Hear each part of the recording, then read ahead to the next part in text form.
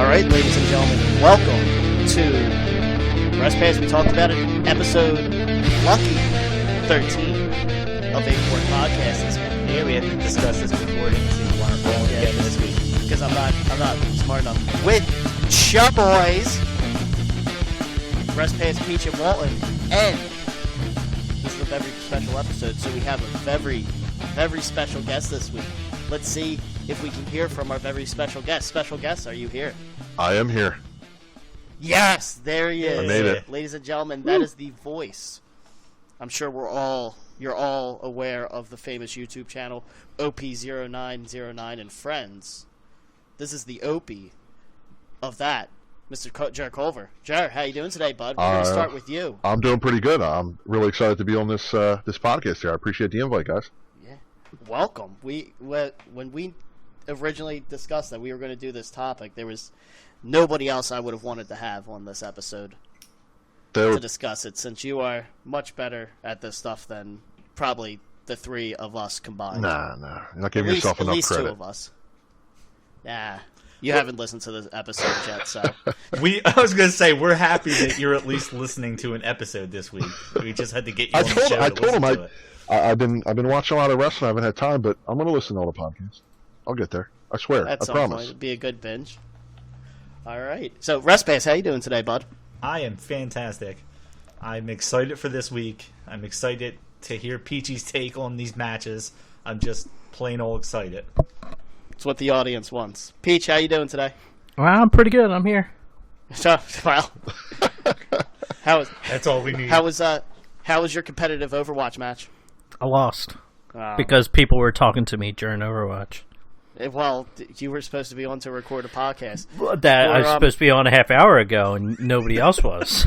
Well, that's why we have. I was there, and then I hopped on Overwatch. If you waited an extra 5 minutes, yeah, we were. If you wait another 5 minutes, I'll be on Overwatch. For the video game listeners of our podcast, Peachy is a Hanzo main, so you know he's a piece of shit. Oh no, new buffed Hanzo. Psh. Yeah, that's a buff. All right, I missed the He's meta. shot. I like it. All right, so this is an Overwatch podcast. This is Apron Work Wrestling. That is the most. I could talk about Overwatch. There you go.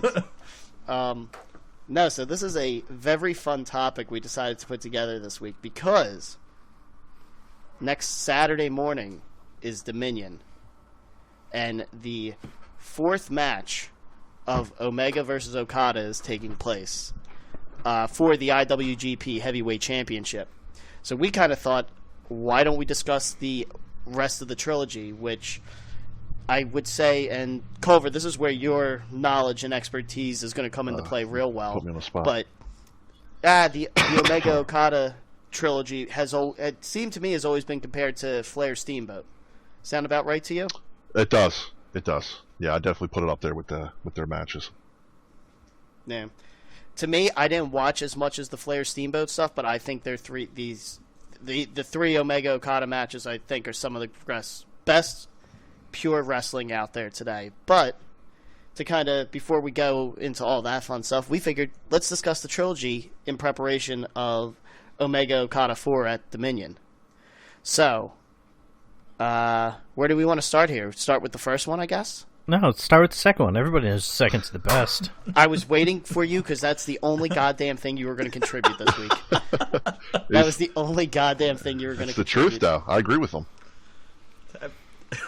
Jared, don't get him started. He hasn't watched I'm just saying, whether he did or not, I'm agreeing. The second's the best one. You know what? How about we don't discuss all three matches until after we discuss all three matches? There we go. Like yeah, there we go. Newbie, special guest, all right?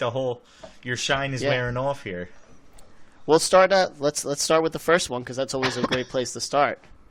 The first of the Omega Okada trilogy started in the Tokyo Dome. Was Wrestle Kingdom 11, January 4th, 2000. What was it? 2016? 17. Is that when that was? It was 17. Yes. Okay. All three matches were 17. Yes, I forgot if it was 16 or 17.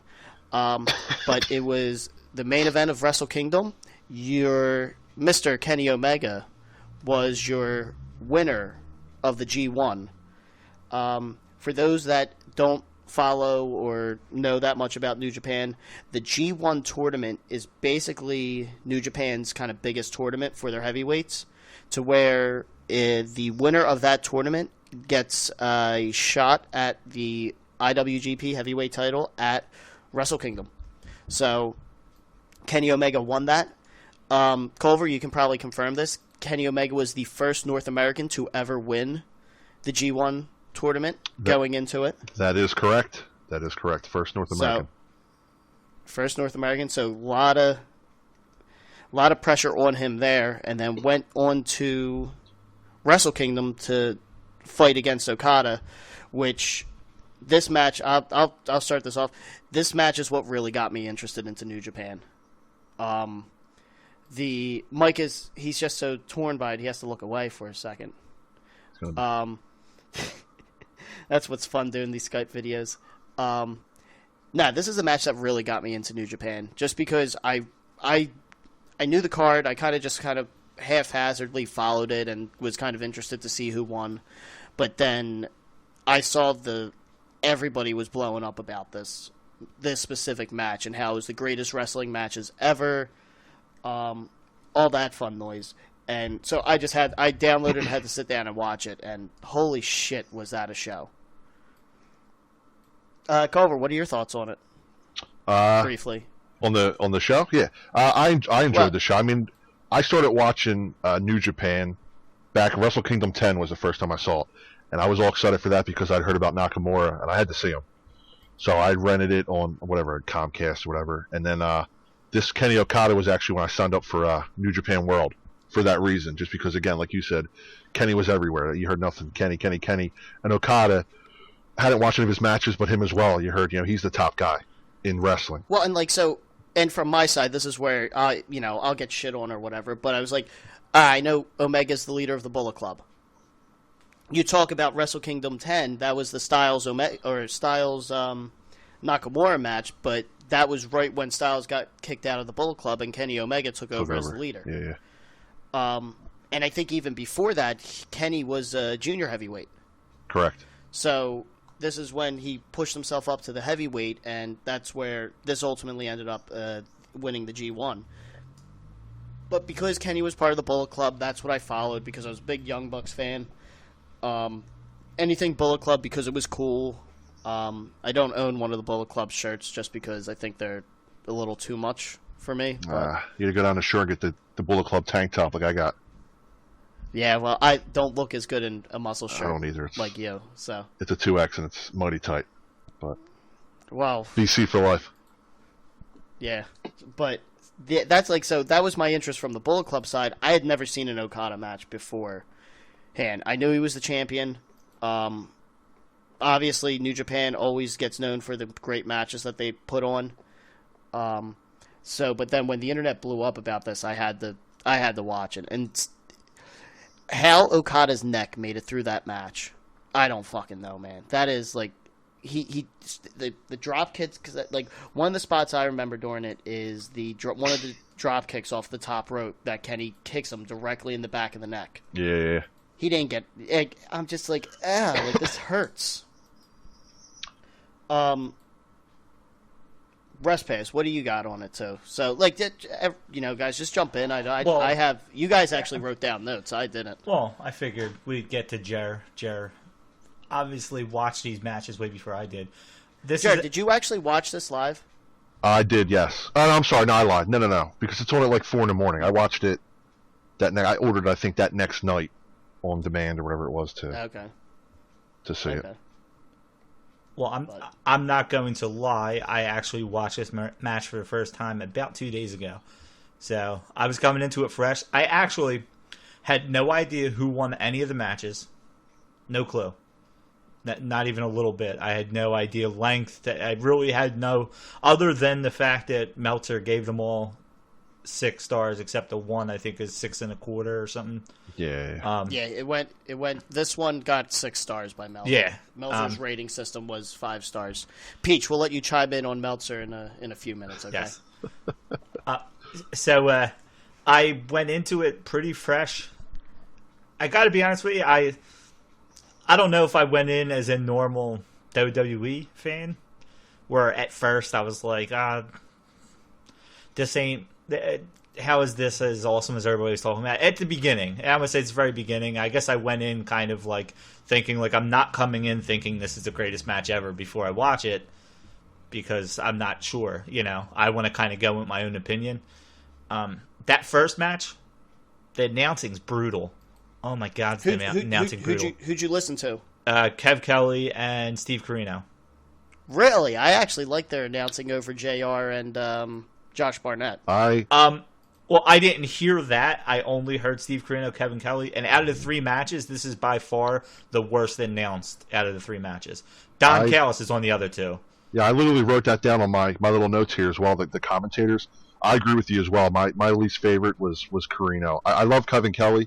Corino just didn't do it. I appreciate what he was talking about throughout the match about the working on Okada's neck and his back. Kenny was, but other than that, he was just kind of boring. And yeah, I prefer Callis. There was a couple times they almost didn't know moves, names.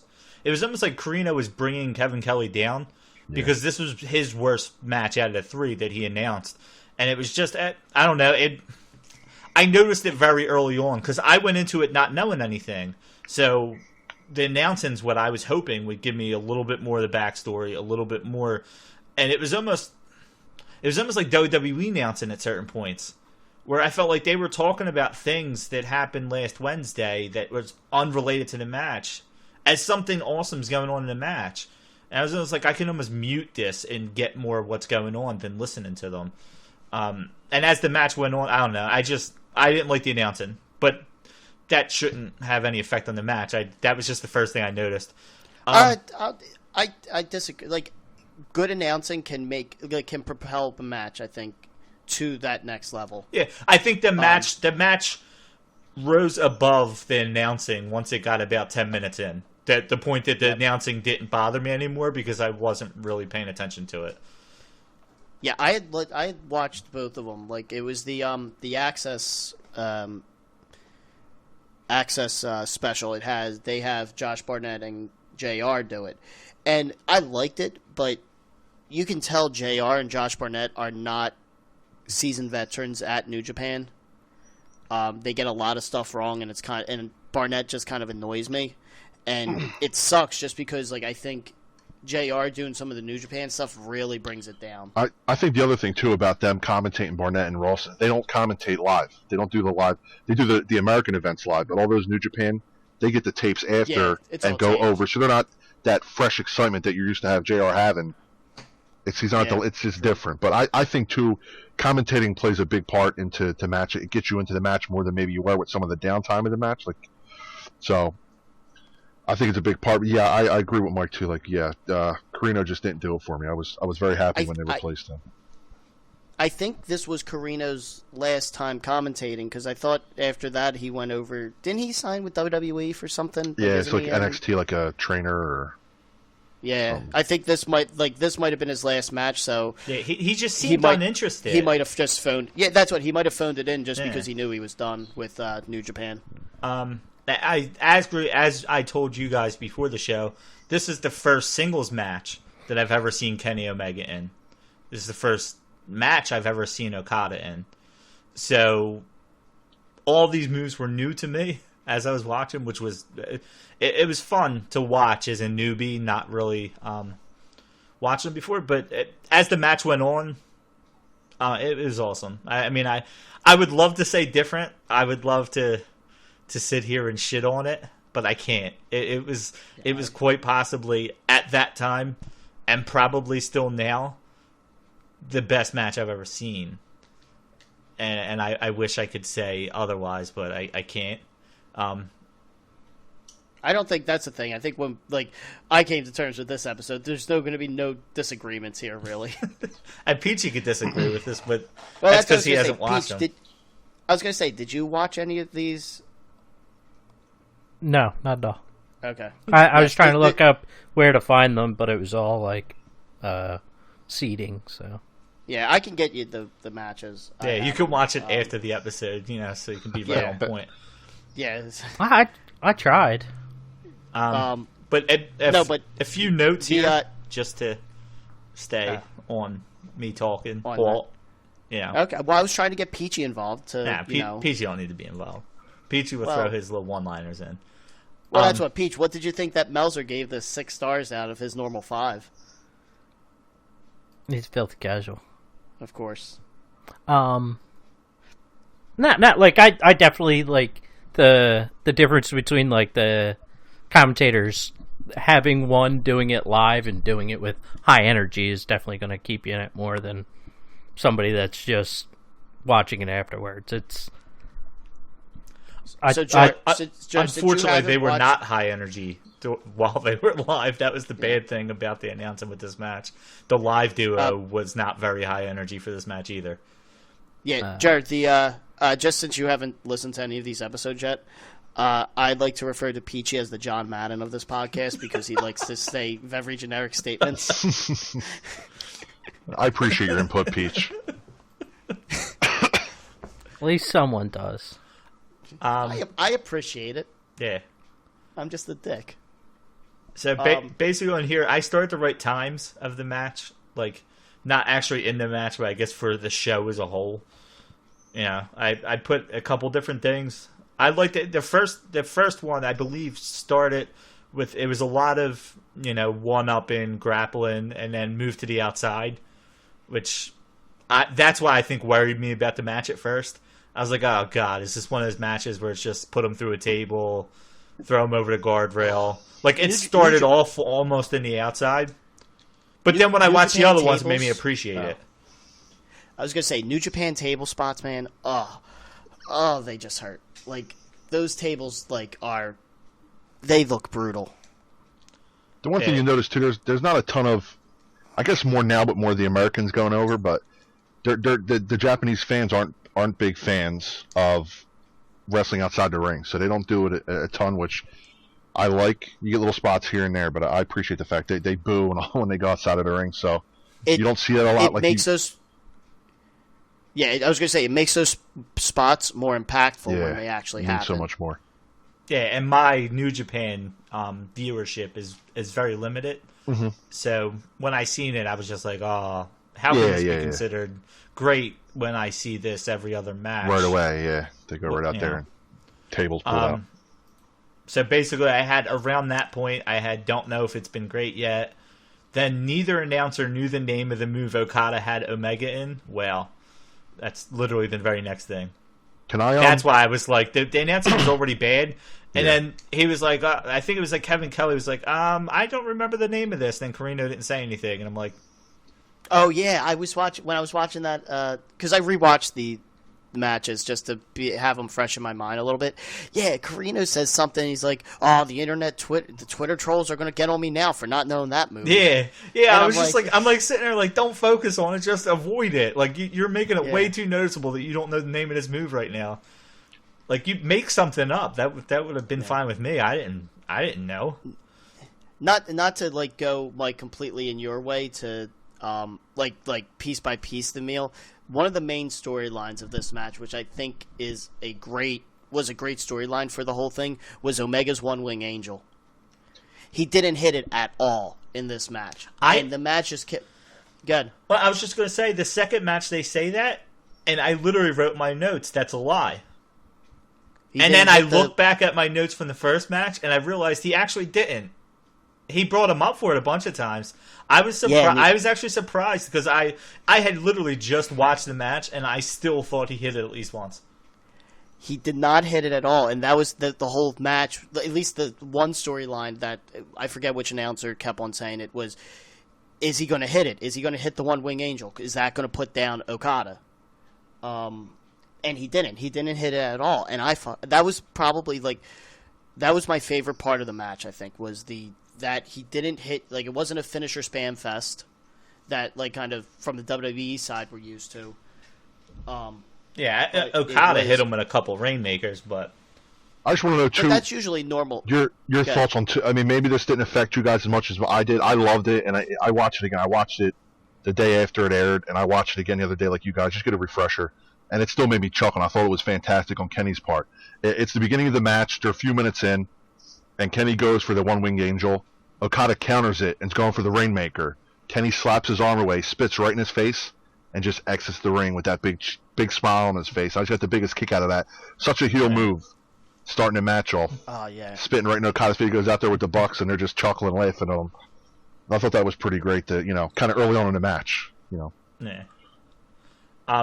Actually, to talk about the One Wing Angel a little bit, too, that was another announcing thing that annoyed me. He, a number of times, and I feel like both of them said this, Omega has one chance to hit the One Wing Angel. Why does he have one chance? Why if Okada... Well, he only has one shot, one opportunity to seize everything he's ever wanted.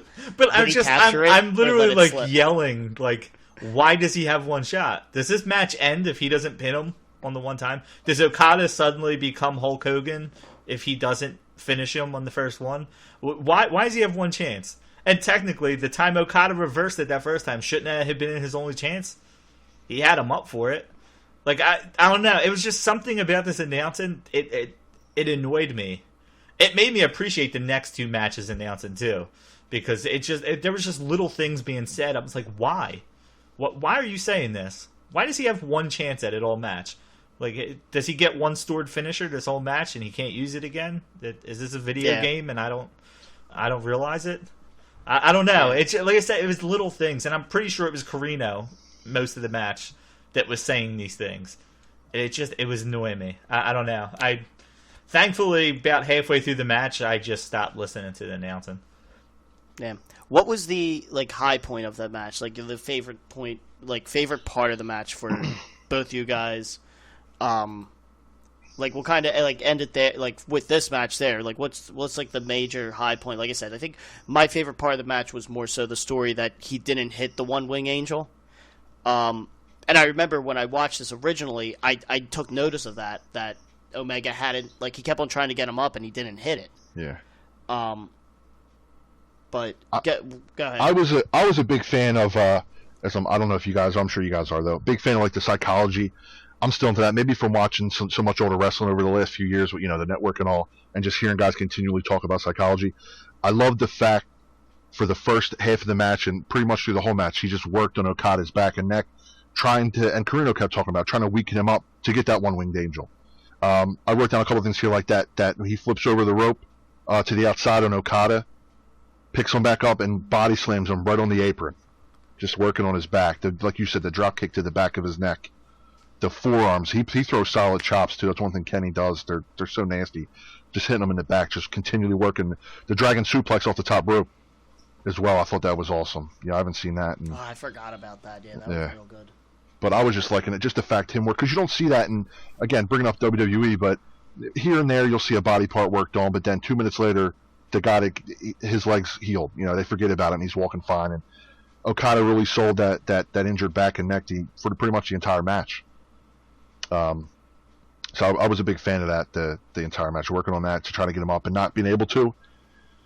And the finish too. I mean, the Rainmaker, I absolutely love the Rainmaker. I love the V-trigger as well. I wrote that on here a bunch of times too, that knee. But I'm a big fan of clotheslines, and not many people do it much better than Okada. So it's such a simple. Well, Okada's got the best clothesline and dropkick in the business right now. I'd go Okada, and I don't know if you guys are familiar just from me again from watching New Japan, but Kojima, dude who wears he's got the orange shorts and orange trunks. He's the older guy, one of the vets. He throws a killer clothesline as well. So I'd probably stack him up there with them. They throw some pretty solid stiff clotheslines. Peach, was that your? He was buzzing to get is a your word dildo in. one? Yeah. All right. Well, since Peachy, that was his contribution. As far as this match, the things I had that to me that stood out, I'd never seen them wrestle before. So every time they did something, it was the first time I seen it. God damn, was it amazing! I have the first time Omega did a reverse Rana, I have excellent right next to it. He went for the One Wing Angel, and Okada landed on his feet like a cruiserweight, and Okada's a big dude. I mean, for him, and he landed on his feet cleanly. It wasn't like he landed 1 foot on his ass. He landed on his feet on that one attempt. That looked awesome. The finish of the match, where he just kept trying to keep Omega down, and Omega just kept fighting back. and then eventually he gave him that spinning tombstone. It was just literally that last like maybe 10 minutes of that match. I could have watched them continue to do that for 20 more minutes. It was awesome, and it wasn't like finisher kick out. Like it was the reversals. It was just, I don't know. It was awesome to watch. Yeah, I wrote that down on my notes too. Towards the end of the match, I just wrote down big bold V trigger from Omega, and then Okada went into the tombstone. Then I have Okada finish with the Rainmaker, and I actually put on here crowd goes insane because the crowd just lit up, and from that point on it was just bing, bing, bang, boom. You know, the guys just were going at it. Which you don't get a lot in New Japan, like the crowd popping, just because they're kind of very silent, referential of the match taking place. I think they're starting to become more of a, you know, like an American audience. I've seen the more I've been watching it, they get a little more into it because you can watch older matches. And it's just, like you're saying, it's silent out there. Nobody's clapping. No, they're just staring and focusing on the match. You can hear a pin drop.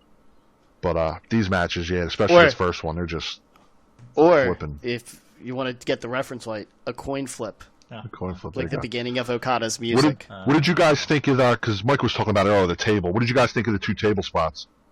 When I like them. Like, it's rough. Like, I think New Japan tables, like, I don't know how the hell they make them. Oh, they're solid, man. It feels like they just do so much more damage than any of the than like the normal table spots that we're used to seeing. The gimmick tables over here. See, and like, good. I was just gonna say I don't know enough about the background before this match, so I don't know. I don't know if it was needed in this one. I could see it being more needed in the other ones because it's becoming more of a personal type thing. I don't know that it was needed. And it was, I think the first table spot, it wasn't through a table, right? It was with the table on the ground, if I remember. The table was on top of Okada. Omega on the apron runs a double stomp right on his abdomen. Yeah. I don't know that it was needed. I feel like sometimes when you do that, it's better when it's further along in a feud. But I don't think it was done too much. It was just, it was early for me to bring the table out. I don't know. Yeah. I enjoy it just because, again, like I said, with that whole working on his back, working on his kid, the whole back situation, and again, Carino pointed out when he went and stomped, it just brought more to me. He stomped it, right on his abdomen there, and so again, he's working on his back again, he's working on his lower body, trying to weaken him for the rest of the match. And then I even put for like the when Omega went into the ropes and Okada just tossed him over top to the outside, just ouch. And I said that while I was watching it again, like. Same thing when I first watched it. I just jumped up and said, ouch, man. He got some height. And those tables are stiffer than stiff, man. Went through that. I thought that was a great spot. So, this match ended with Okada getting the win, retaining his IWGP Heavyweight Championship. And then we moved on to the Empire Strikes Back of this trilogy. Omega Okada 2 at Dominion last year. For the title, there was no unique stipulations or anything like that. Just a normal match, and this is the match that went for a draw, the full 60-minute time limit. I didn't watch this one live, and what kind of sucks is I was on Reddit, following like a live chat of like what people were thinking of it, like did they win, and I was upset that I read all these because all I kept on reading is like, oh, they're going the time limit, they're going the distance, it's going to end in a draw type of thing. Then I watched it, and then I had that in my mindset the entire time that, this match is going the draw, and I can see how they're drawing it out here, especially towards the end, like the last 10 minutes. But this match, to me, has what I consider one of the greatest kind of images of professional wrestling. Like, I'll put it up there with like Hogan body slamming Andre, The Rock and Hogan facing each other at Mania. I think I have an idea what you're going with here. The Omega falling, the duck underneath. That is such a good spot. I think it emphasized how draining what these guys were giving for this title. And I've heard people too, here and there, just being online, you hear everybody's side. But comparing these two, like the old Ric Flair, Dusty matches and the Steamboat matches, where they're going, Broadway, 60 minutes, and this thing with them, how tired they were being. And it's like, well, you got to factor in, you watch those matches, you watch the Iron Man match with Shawn and Brett. There's so much more going on, and it's so nonstop. So this is so much more believable to where these guys would be tired going for the full 60 compared to, you know, Brett and Shawn. There was a lot of downtime, a lot of downtime in the Ric Flair matches. You know, they do a lot of... I was going to say, did either of you guys happen to mark in the notes that you kept on at what time frame that happened in this match? I actually have it like bold-faced, underlined, because I was like, dude, that was amazing, and I actually had to watch it like 2 more times, because if you didn't know, you would have thought that might have been real. Like, he played it off perfectly. Yeah. The way he fell down, like, and again, announcing helped with it. They pointed it out, you know, they showed it again.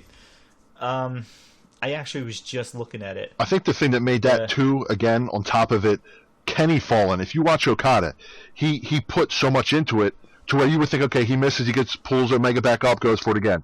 He went full force through it, ends up on the other side of the mat, and he's laying there because he's put everything into that, completely missing. So it took as much out of him trying to give the Rainmaker to Kenny as, you know, Kenny couldn't even stand up. It's perfect. In my notes, like about 2 sentences later, I say there's 5 minutes left.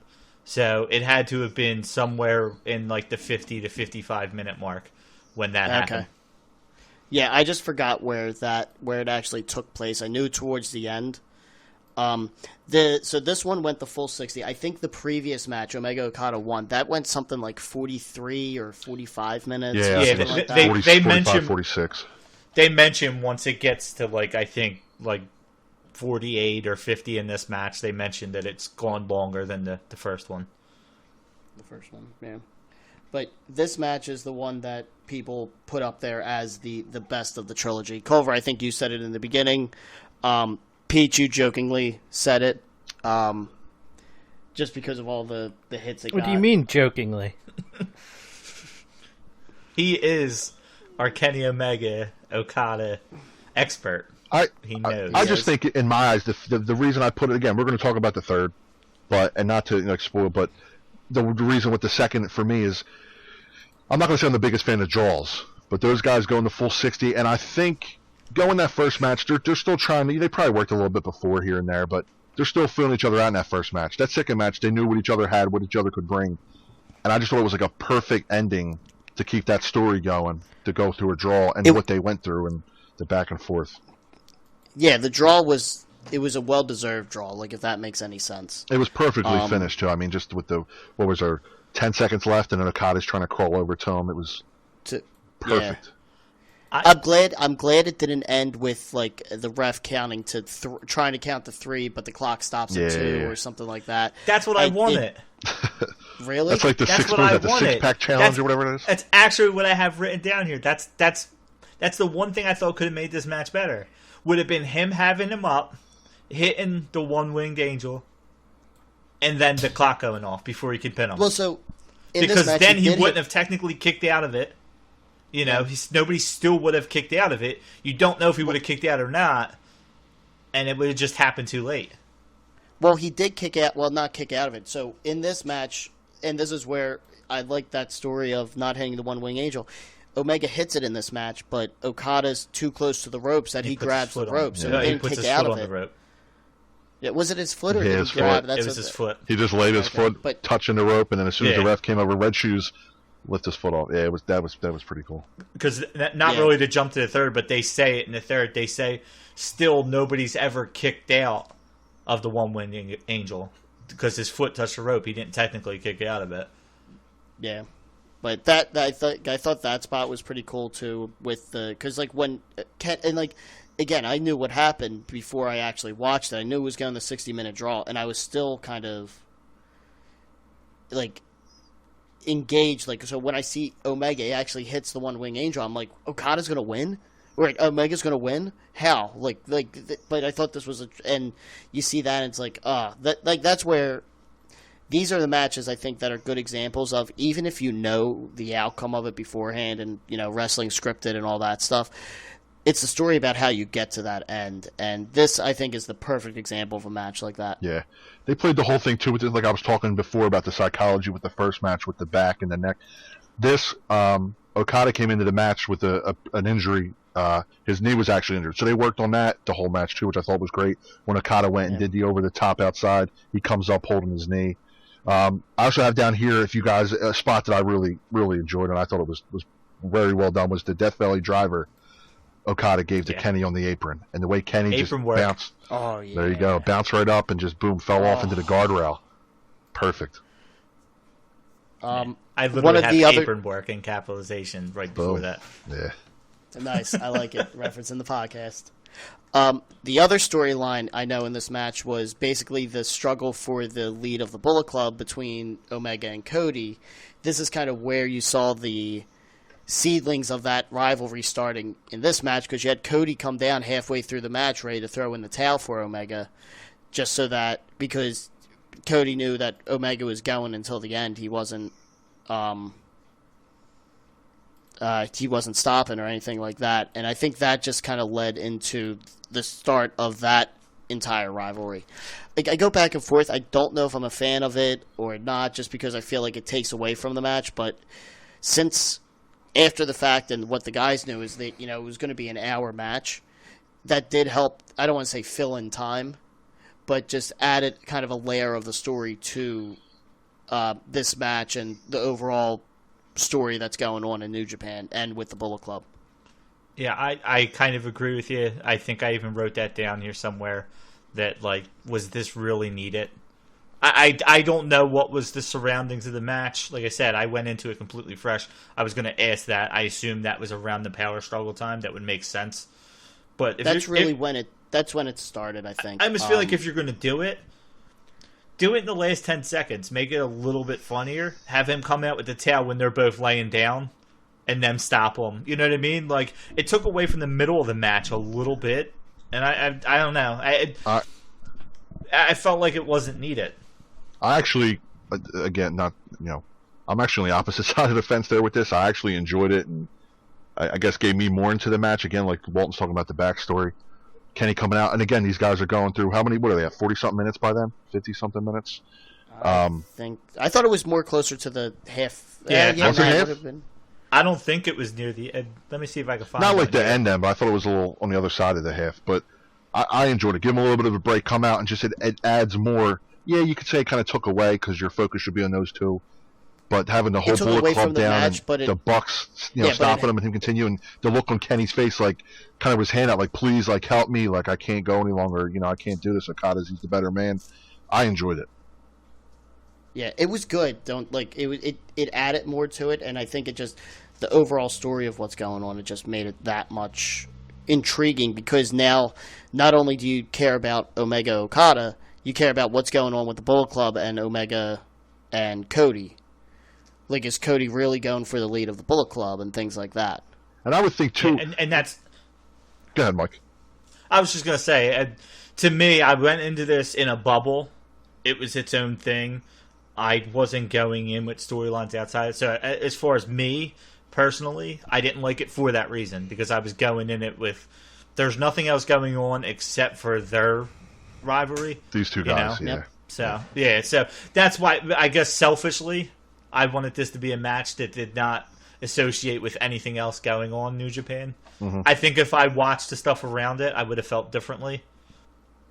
So, but that's even looking at it here. It says, part of me wants to see Okada win. I'm going into this blind, don't know who wins what matches, but goddamn, this is fun. Thankfully, no Bullet Club interference, just more storyline of Cody trying to quit for Omega. I would assume this was the beginning of Cody and Omega's power struggle for the Bullet Club leadership. I don't know, though. So he's kind of answered my question by getting to it before. Yeah. I this match, like I said, again, just this deserves that extra quarter star from Meltzer in my eyes. I thought it was great. I love that. I wrote on here, too, like with the forearms towards, the end of the match when they're both on their knees and they're just forearms. You get your back and forth. Then they stand up and they're just forearms and they're just dead, but they're giving it everything they can. And then Okada comes out with that second, and then I even put down Nasty on here, that third Rainmaker. He gives him the Rainmaker keeps wrist control, which they're always talking about that when he keeps that wrist, brings him up and just gives him a solid, and Kenny does the flip and all, and love that match, man. I think it was, again, them having worked that first match and being able to go the full 60 and again, knowing each other, this second match just had every single thing that I'd want and then some.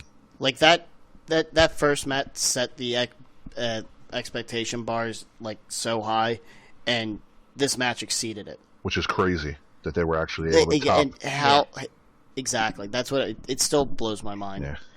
Yeah. But were there any other major spots that you guys really liked from the match that are worth talking about? Like I said, my favorite spot of this entire thing was the Omega Fallen with the Okada doing the Rainmaker. Yeah. If I'm not talking about that one, because I'm pretty sure I put on here, but oh my God, Omega collapsed into Mr. Rainmaker is quite possibly the greatest thing I'd ever seen in a match. And I put that look real.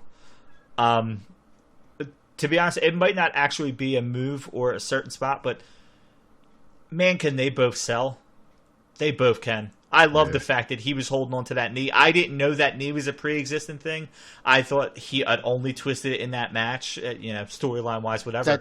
But that's why he couldn't get insurance, because he had a pre-existing condition. Okay. But apparently, he sold it, I want to say, for about 75% of the match, which in itself was amazing for him to continue to sell it. There was one point he jumped over the ropes, and they made reference to his knee, but he limped while he ran. And I was just watching him like, usually in a match, they start to do their move, and suddenly any injury's gone. Mm-hmm. I watched him limp towards the ropes and then jump over it. Yeah. Like, he was that self-aware that he had to sell that injury that he was limping. Their facial expressions. That could have sold the match in itself. The announcing was way better in this match, but just them, watching their facial expressions. Omega sold some of those drop kicks like The Rock used to sell the Stunner, and it was awesome to see. That's the one thing I put. Like, he sold this drop kick Rock style. They both sell moves like crazy. It was just fun to watch them. This more than the first match. I felt like the selling was a little bit better, and maybe I paid more attention this one than the first one. But man, can they both sell. And I'll talk too, those drop kicks. I can compare him and put him up there, if not maybe above AJ Styles, with that drop kick. When he's coming, he throw him in the corner and he comes out with that drop kick, and his the shotgun drop kicks off the top rope when he just goes straight down. He literally, because they put them in slow motion, he kicks the shit out of Kenny every time he does it. It looks so solid, so stiff, and Kenny, again, he's such a great seller, flies across the ring. It's great. Yeah. Speaking of drop kicks, real quick, Omega's like 6'2", and Omega's like 6'2" or something like that, and Okada is jumping over Omega's head to hit these drop kicks in the middle of the ring. Yeah. It's ridiculous. He hops over that guardrail too. I wrote them down because he did them all 3 matches, but that dive over the guardrail, like, people don't realize, I could do that. He's 6'4", he's like 250, flying over there, and he gets some height. I love that spot as well. He does every kind of match. It was funny. I had noticed he did it all 3. The one, just to stay on the drop kick real quick, it was actually Omega when he did the drop kick from the top rope down to his knee. I thought that was awesome. Oh, yeah. Because I think, like, in the first and the third, he kicks him in the back of the head, but he focused on his knee. Like, he went up and kicked the back of his knee instead of getting on top. Even Callis makes a comment about it. Like, they're both just like, oh, man, because you're expecting, okay, he's going to jump over the rope. He's going to give him a drop kick. But he literally pinpointed right on that injured knee. Yeah. Fantastic. Who did the commentary for this one? This was Kevin Kelly and Don Callis. And Don Callis. I was trying to let the host do it, and he looked zoned out right there. Bad. Cyrus. Sorry, your co-host. Cyrus the Virus. I forgot if it was. I forgot. I was thinking it was obviously JR and Josh Barnett did the Access one. Yeah, no, I did not watch Access ones for either one of these 3. There was actually, fun fact, a different announce team for each match. It's true. Yeah. Who did the third one? That will be our transition. There we go.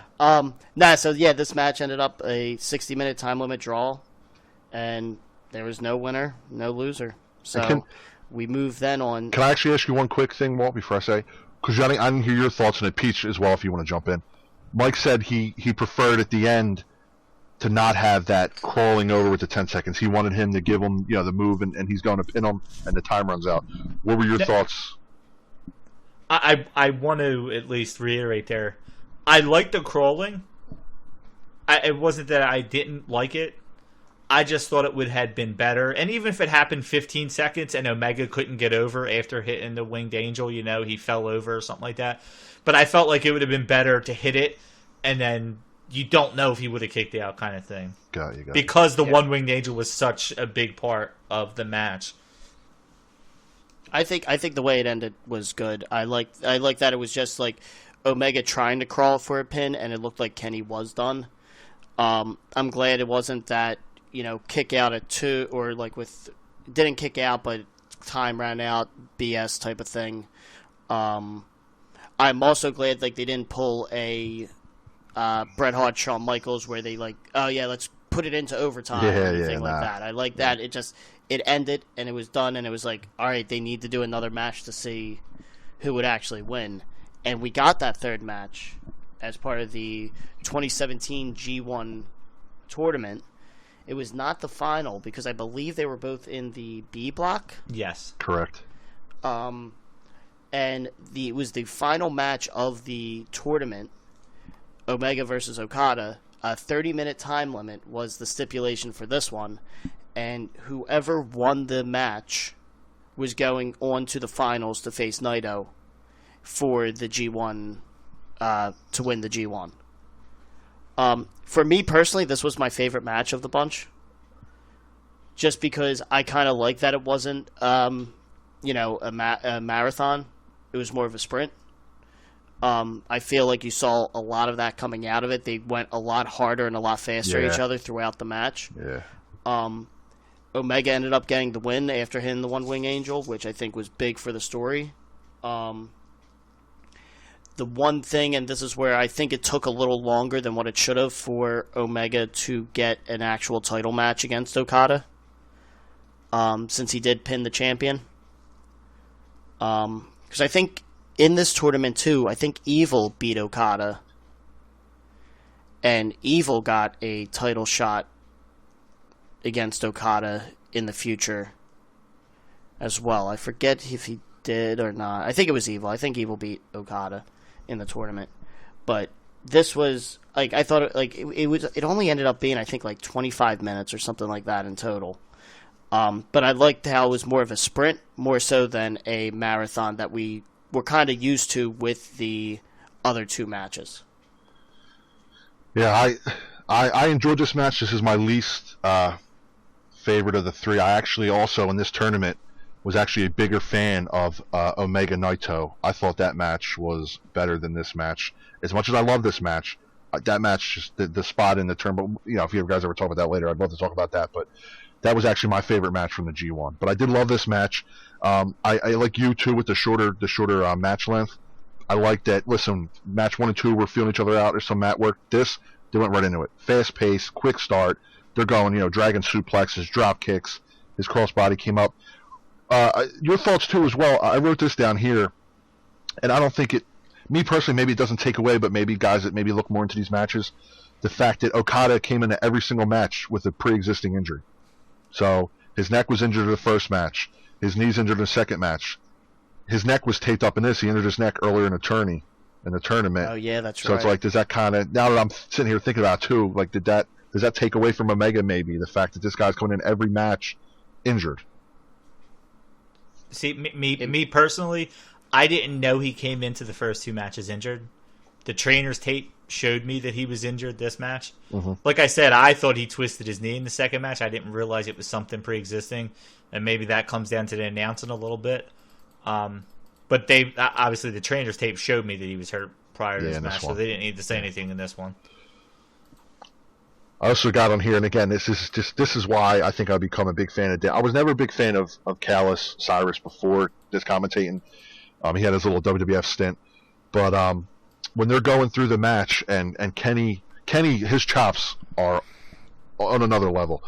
but he gives right in his back. He gives a couple big clubs to Okada's neck, to his back. He gives him a chop, and all I remember Don Callis just yells, "Jesus Christ!" I just got the biggest kick out of that. Him calling that, because it just brought me more to the match too. I'm like, that guy, his chops are so vicious, they're so loud, and it just hurts you watching it. And the fact that Jesus Christ, I thought it was fantastic. That's the one thing. I think that's one common theme with all three of these matches is they hurt me. Like watching, like they were just painful all the way through. Yeah, did we say who the commentating lineup was this? Because like Mike said, everyone was different. They had an extra. No, we did not. But you know that this was a trio, right?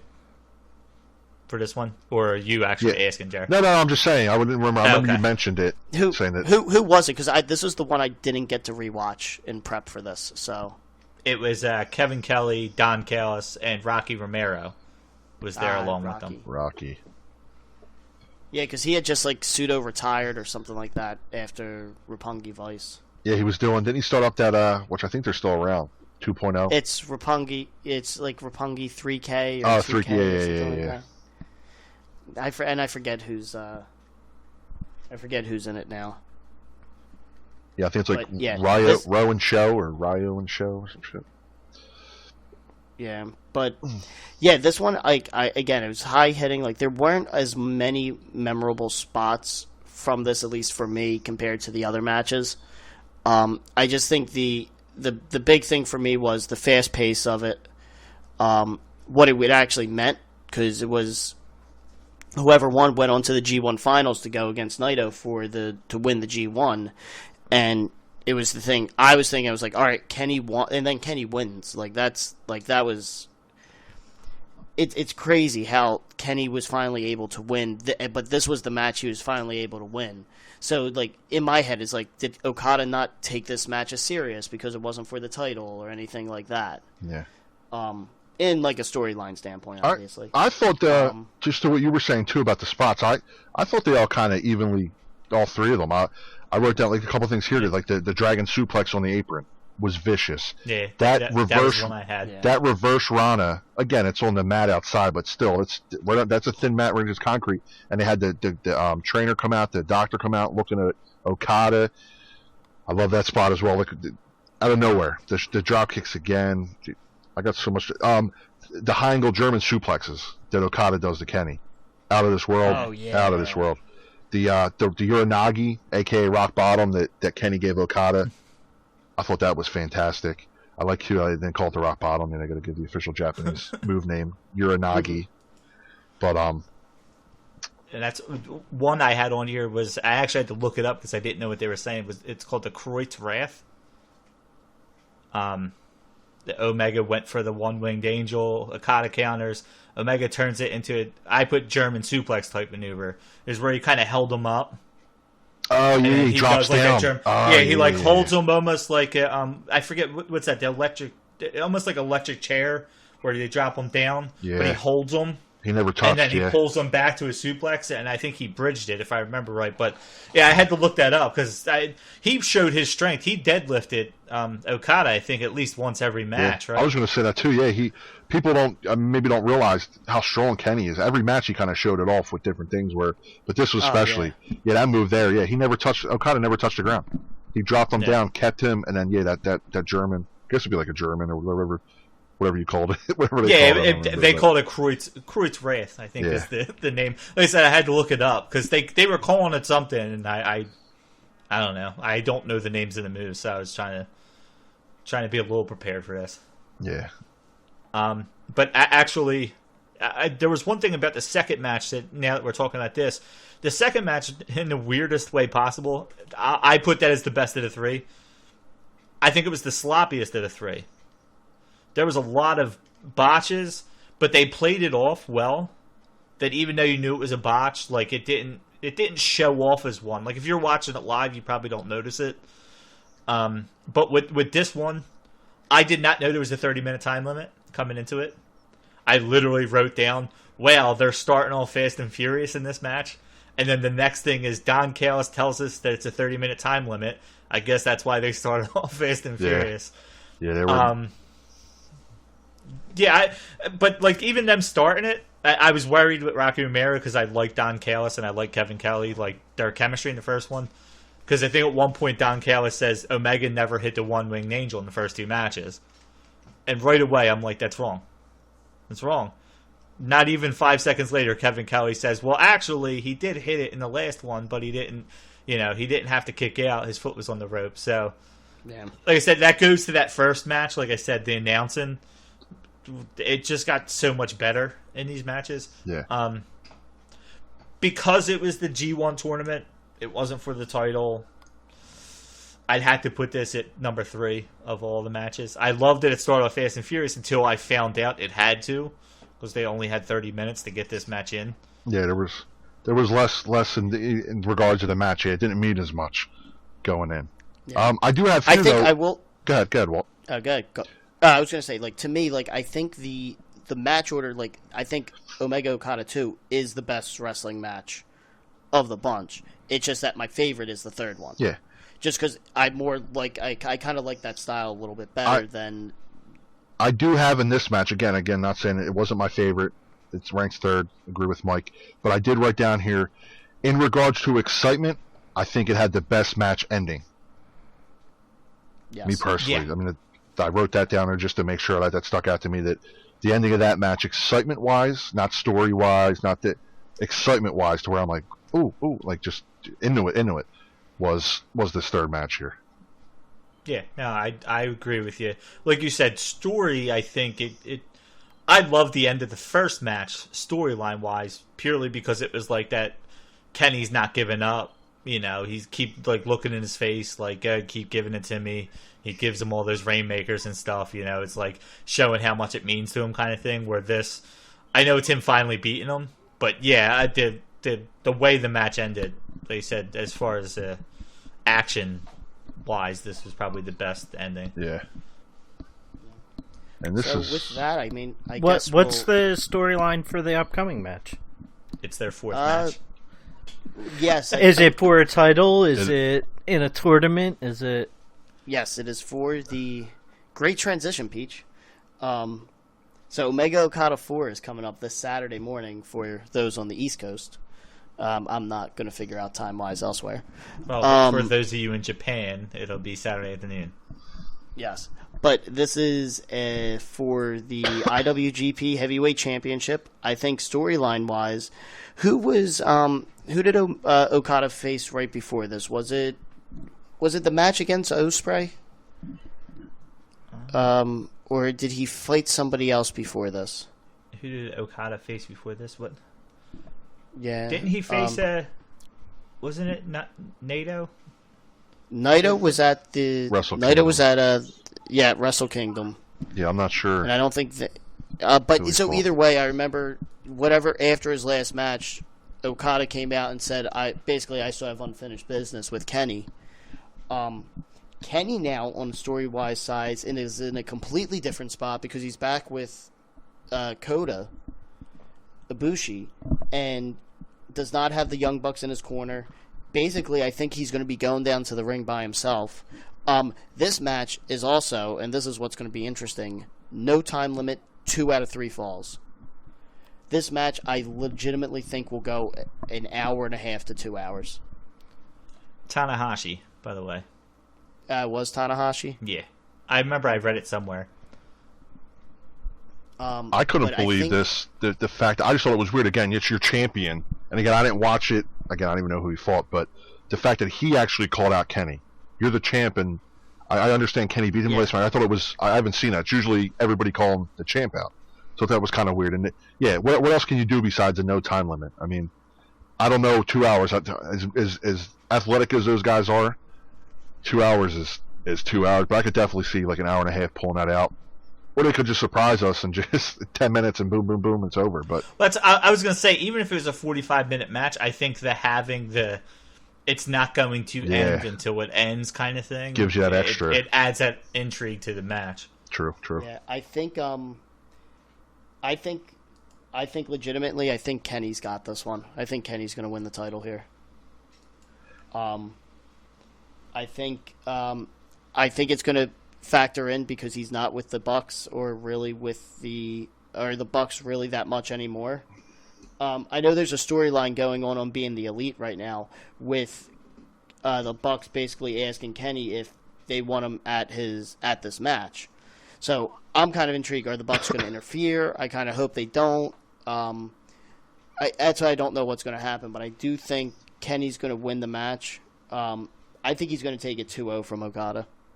I am in the opposite boat yet again. I don't think Kenny's going to take it. I just think he's been so focused now with this being the Elite with the Young Bucks and that whole storyline that's going on outside the ring, and him with Kota Ibushi. There hasn't been to where, you got Wrestle Kingdom, Kenny Okada won. And then from that point on, all the way up until that third match and even a little bit after, Kenny Okada. There hasn't been that. Kenny kind of went off. He was doing his thing. Okada's been doing his thing. I think his best shot would have been if they had somehow made that third match a title match to give it to Kenny. I actually like Okada having the belt. I like Omega chasing. I mean, he can only chase for so long. He loses again, then where do we go from there? But maybe another match at Wrestle Kingdom. But I don't think they should give it to Kenny. I don't think Kenny should take it now. I just don't think right now is the time. It's been however many months now since. I mean, he's fought Naito, Okada at Wrestle Kingdom, and kind of moved and I on. think just to kind of add to it also, like Okada's, I think, the longest reigning combined champ. He's held the belt for, it's like 700 days or something like that. Yeah, I think he's third in all time. Yeah, so I just think now's the time to kind of, because then it turns into, well, then who's going to beat him for the title? Who's going to get it off him? Because he's beaten everybody. I still think Kenny's going to take it, and I don't have a problem. Most times you're like, all right, can we get this over with? Kenny needs the belt. I think it's more valuable to the promotion and to have Kenny chase a little bit longer. Just me, because build us another little storyline. We don't need another trilogy, but have this go until. I have no problem. You do this match, Kenny, and then him and Kota do their thing. Kenny says, "Listen, my focus is back on the IWGP title. We had fun, Kota, Golden Lovers, okay, but Wrestle Kingdom 13, I'm getting this title and make it." I think there's more money I think to be made on Kenny continually chasing. Once Kenny wins it, then where do we go? I mean, then Okada, I guess, that's true, goes back but right now I think I just Okada and the belt and Kenny chasing for a little bit longer. I think if he wins, I'm for it, man. The guy deserves it. But before I go into my part, I actually have two questions. One, you said Okada has the third longest combined reign, right? I'm gonna have my inner Peachy come out here. He's had this title since their first match, right? Like he didn't lose it and gain it back. He's been. And a really weird question. I actually meant to ask this in match 2. Either one of you know this. New Japan rules. Do they not have when you have somebody in a finisher and their shoulders are down? It's not like WWE. Because at one point, I'm pretty sure Omega, when Okada hurt his knee, he had him in the figure 4, and Okada was clearly laying down with both of his shoulders down. And then Red Shoes didn't make this out. Yeah. That caught me, and I was just thinking about it right now. I don't know why. It just caught me a little bit. I don't know if that's something they don't do there, or it just happened to be in the flow of the match. I think that's what it was, because I'm pretty sure I've seen some of the smaller guys and where they get them like a German suplex, but a hold, and into a pin, and that guy's shoulders are down, and he'll jump over there, he'll count, guy throws his shoulder up. So I think that might have just been maybe an overlook, or they were so focused on, okay, nobody's going to focus on his shoulders, they're focused on that figure 4 and how much pain he's in. Is he going to tap? Yeah. That they weren't. Hey, but kind of, or just like Red Shoes forgot. Yeah, possibly as well. Yeah, that could also happen. So I'm actually going to side with Walton here. I think Kenny takes it. I don't know that you can have. You know what? I actually agree. I say 2-0, and I just don't. I personally think it furthers this storyline more than Okada winning, and for one pure reason is now if he wins 2-0. Kenny's now beat Okada the last 3 times he's wrestled him. And now it's like, now you almost have that flip where now Okada's chasing just because he can't beat Kenny. Like, he didn't beat him in that second match. He literally only beat him the first match. So now it was a draw the second one. The third one, Kenny won. If Kenny wins 2-0 here, it's kind of hard to further along Kenny being the chaser when he loses a no time limit 2 out of 3 falls match. Like you said, where do you go from there? You get Hell in the Cell? Well, no, I think you could just go. Wrestle Kingdom, I think, is your big event. That's where I think the title should change hands, not Dominion. And I'm just a fan of Kenny chasing. Like I said, right now, the whole storyline that they both have going on, Kenny's got his tag team thing and his show being elite going on. Okada's got his thing. He was feuding with Naito. He's feuding with this guy. I just don't think right now is the right time. It's cool, their fourth match. I'm pumped to see it. I can't wait to watch it. I just don't think with what's going on, they're not as together as they were. There's not that build up, and it's just they're fighting again. It's number 4. People are going to get excited just because they want to see it again, but there's not that first through the third match where that's all people were talking about. Kenny Okada. Now Kenny's been doing his own thing. Okada's in, and now hey, we're having a fourth match. Call him out. Let's do it.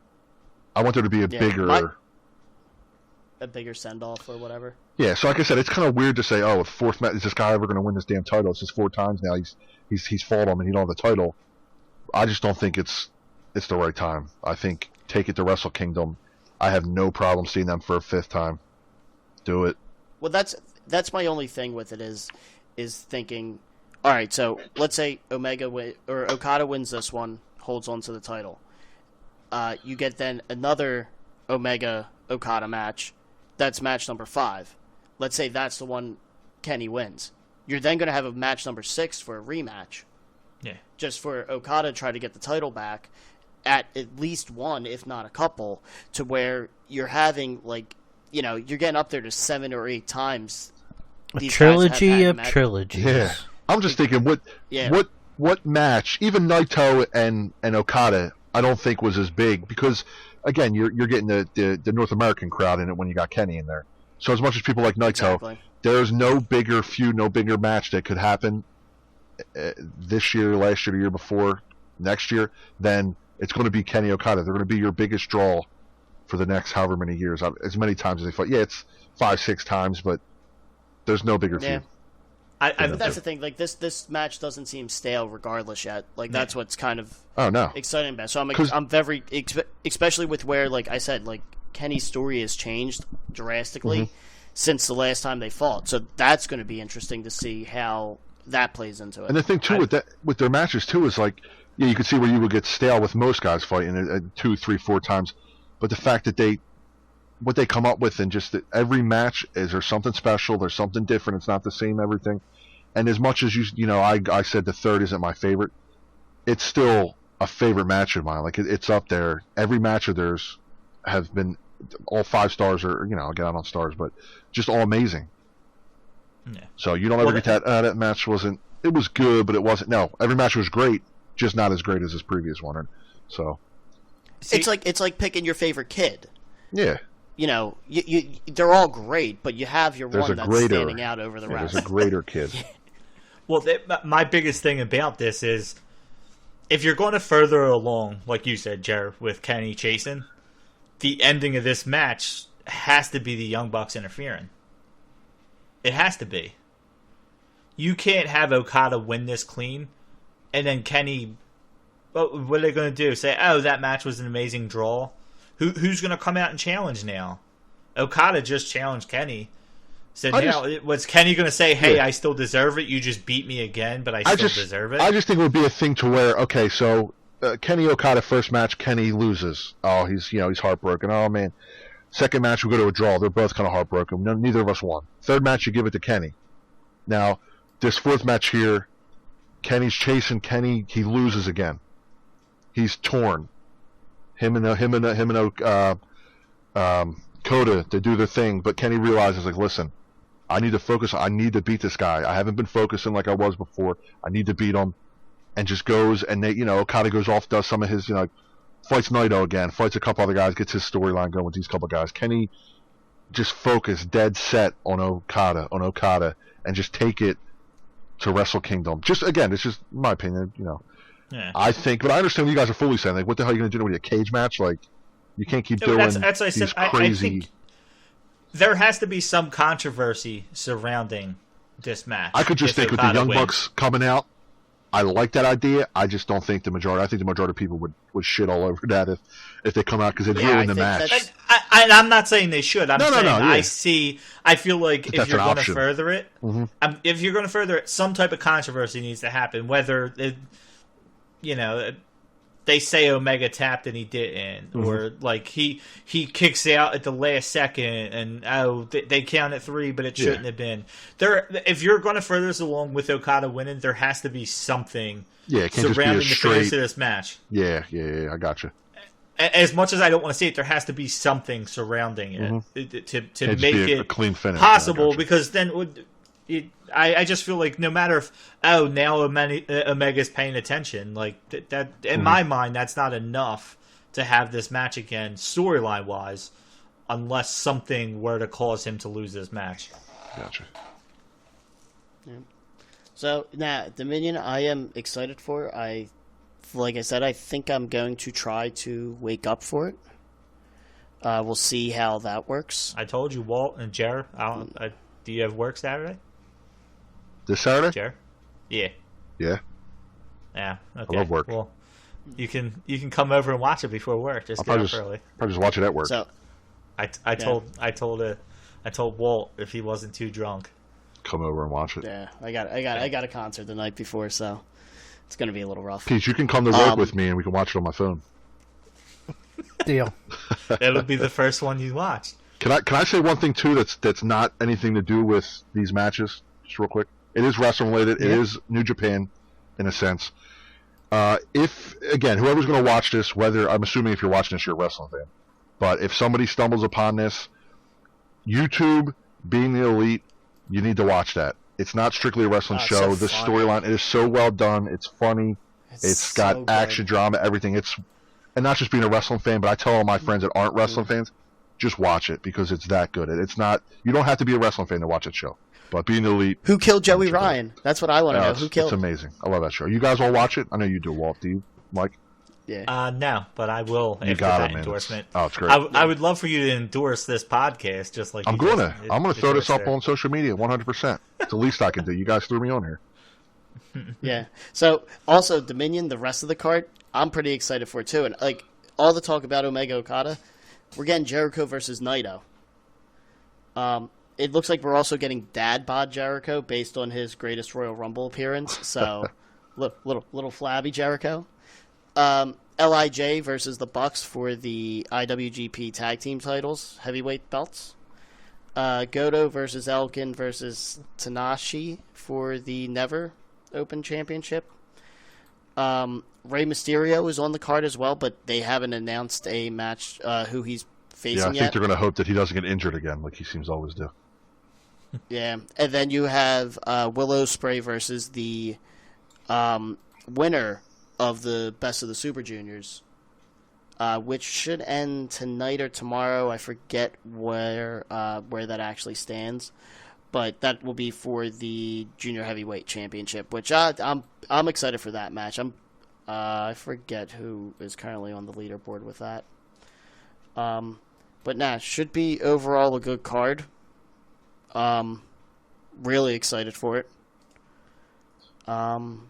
Did you? Yeah, that's about. Did you say Suzuki's name in there? Is he on the card? Not yet. I hope he's on the card. That guy. If you don't watch him too, Mike, if you're getting to New Japan, go watch Minoru Suzuki. He's scary. He is an animal. He is scary. These matches made me. As much as I'm a wrestling fan, it made me realize there's so much more out there that I'm missing. It is. It's very exciting. It's a great time to be a wrestling fan, honestly. And not to poop on WE, but we all know, and we got to be honest with it. It's been pretty shitty for the last few years, and this is just like this, and just the indies in general. Even ROH, it's like just breathing new life into wrestling. It's if you're a wrestling fan, DVR WWE like I do. Fast forward till you see something you like. These cards here, New Japan, ROH, all the indie, you watch the full cards because they're all awesome. It's legit, pure wrestling. I will say this personally as a WWE fan that calls himself a wrestling fan. For anybody who refused to watch these matches, Okada Omega, and said, it's just indie guys, they're not WWE, this, that, whatever. you're hurting yourself. These matches were awesome. You deserve to watch them. Peach, you deserve to watch them. They were amazing. Not as accessible. Yeah, and I get that. That's why you go over Peach, Walton's. it's only 999 yen a month. You can get New Japan World, dude. Oh, It was so worth it. Watching it, it made me feel like a kid watching wrestling. Honestly, and again, I went in, especially that second match. I didn't know that it was going to be a draw. I went into it like they said 10 minutes left, 5 minutes left. You didn't know that? I didn't know any of the results of these matches. That's I had awesome no for you, idea. man, because I For thought, all how I would know, you escape Okada that? won all three. Yeah. I stayed away from. I literally have never. I might have at some point, but I don't remember hearing the results. So I went into this completely fresh. Did not know any of the results. You did and well. it was awesome. Yep. So that's it. I guess I got nothing else really with these. I had a non-New Japan comment I was going to make. I was going to bring it up in the beginning of the show, but I forgot to, as you would expect. was it John Cena and Nikki Bella? It was not. This is probably the biggest wrestling news to come out all week. The CM Punk trial is going on, and it is now on public record what the CM stands for in CM Punk. Yes. Peach, Did what any is of it? you- I seen it. Chicago made. I've Okay. been following it. I know what it is. So you know it is. Culver, did you Chick magnet. did you hear that? I know that there's about every single time he gives an interview, it's something different, but I went with, as well as Peachy, Chicago Man. I always thought that was the legit. He said it under oath. Can I spoil this, Walt, or you want to? Is it Chick Take it Magnet? away. It's Chick Magnet. Boom. It is That's- Chick Magnet. that's- He said it under oath. And it's funny when you say boom because it was when he was in a tag team with Colt. They were the Chick Now, I was Magnets. kind of yeah. rooting for him this week for the UFC fight, but if it was Chicago Man, Chick Magnets, that's super corny. Well, it's public record, but it's probably him being an asshole. Probably. under oath. So, Wait, what is he in court for? against the WWE doctor for defamation. I guess he's not coming back anytime soon. Nope. All in. He'll be at All In. All in. Speaking of No. All In, since Jer was our third and Peachy is not going, for any of you out there who has extra tickets, we now need 3 because Jer's on here with us. Sorry, Jer, we've been asking for 2. That's fine. So if you're listening to this and you have extra tickets and you want to sell it below face value, or just I'll hand it ask to for us. one. I'm more concerned about myself more than you guys. So. Yeah, I well, think- I'm the one that says it every week, so it's coming to me because I actually had the social media with Apenwork Podcast on it. So make sure you go to my Twitter and contact me, and I'll make sure Walton gets it. Don't worry. But if you have extra tickets, we would love to go. We have to figure it. Like, this is. I'm already set, even though we don't have tickets.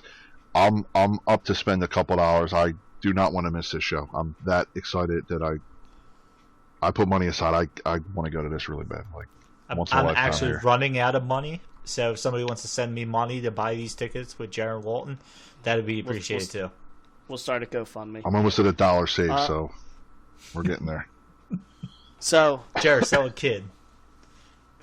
I could do that. Yeah, We got a whole mess. got extra ones down there. Sell them. well, no. So, Jared, thanks for joining us this week, man. I felt you gave a little more oomph to Yeah. this conversation. Yeah, You brought go ahead, Mike. You brought something we've been missing. Yeah, I appreciate you guys having me on. I had a fun time. Always like seeing Peachy, my bearded brother. Yes. I I'm did, pretty sure he slept through half of this. Yeah, I'm not a big podcast. I mean, obviously, I haven't done this often, so I'm, we're kind of learning as we go, kind of cut people off and all. Got to work on that for any future episodes I appear on. But not a fun time, man. Everybody gave input. And I like the fact that we all had different opinions. We agreed all the matches were great, but different sides, different favorite parts of the match, and that's what we're on here for. Definitely. Everybody gives their own opinion, and Definitely. So My with that- prediction is in line with Culver's. You two went the one way. I'm going to go the other. yeah, there we go. that's- The new I guy's love going to when be we're about to different. sign off and Peachy's now giving his prediction. Yeah. Culver, is there anything you want to plug while you're on here for all of our whole listening base? Absolutely not. I have a YouTube channel, but I don't really post on it anymore. I've been kind of out of the mood, out of the groove.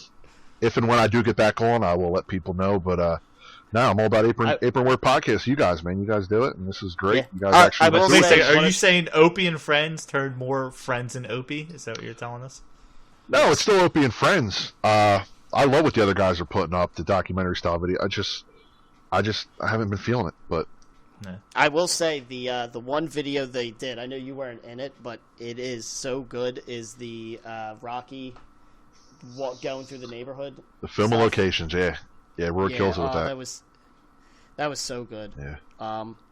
But Wait, didn't his Centralia video make it to CNN? Like his drone footage? I don't know. did it? Yeah, I think Roy's drone footage My made bank it to account don't look any CNN. bigger. I mean, I was on that video, but nobody contacted me. So, But who cares about that, man? It's all about wrestling, dude. It's the greatest sport. it is.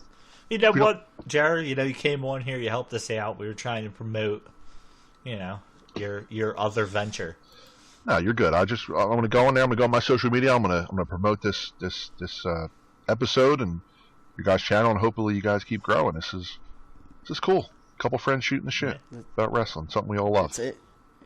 It Yes. is fun. So, Rest you got anything you want to close out with? Please follow, retweet, like us, Like, share. Yeah, like, send share, us, subscribe. send us all-in tickets. And nudes. Yes, send Jer nudes. Yes. Please text Peachy how much you love his commentary. And if you have shit pictures on of Walton in the Batista's- comments. Well, if you have pictures of Batista's dick, send them to me just so we know how big it Batista is. or Blutista? Both. You know what? I don't download this show. I'm telling you right now, just don't. Don't like us. Don't retweet. Pete, do you have any closing comments? You gonna watch these matches? Legitimately, you think you're gonna try to watch these? If there's a way that I can, yeah. Like, I doubt that I'll wake up early on a Saturday morning to watch it, but if there's an easy way for me to find it, yes. Let me take a quote from you with that. Filthy casual. Now, I know we have to hurry up and finish this, but I did want to actually ask something real quick. Why have we not done the punishment yet for the Rousey bet? Oh. Yeah, time. I want to call it right now. Right now. I want to do this live. I want to be there. I want us to do an episode with it happening. And I want it to be episode 20. I want special number 20. I want it to be episode 20. I'm saying it right now. I don't know what week it is. I have no clue. We'll figure this out. I want it to be episode 20. And what episode are we at now? And I want to 13. commentate this. We can record it to put on, but I want this to be our episode in episode 20. I want this to happen, and I will record And I'm shooting and tell Peachy, everybody what's right? happening. Yes. Yes, you're shooting me. Okay. Yeah, it's possible. Yeah. I wanted to save this for the actual episode, so we had it out here. The only reason why I'm saying maybe we'll record. We'll figure something out for it, but I don't even know if I'm available for it. I'm just saying, episode 20. Well, It's got to be special. yes. So, Pete, you have any closing comments? No. No. Alrighty.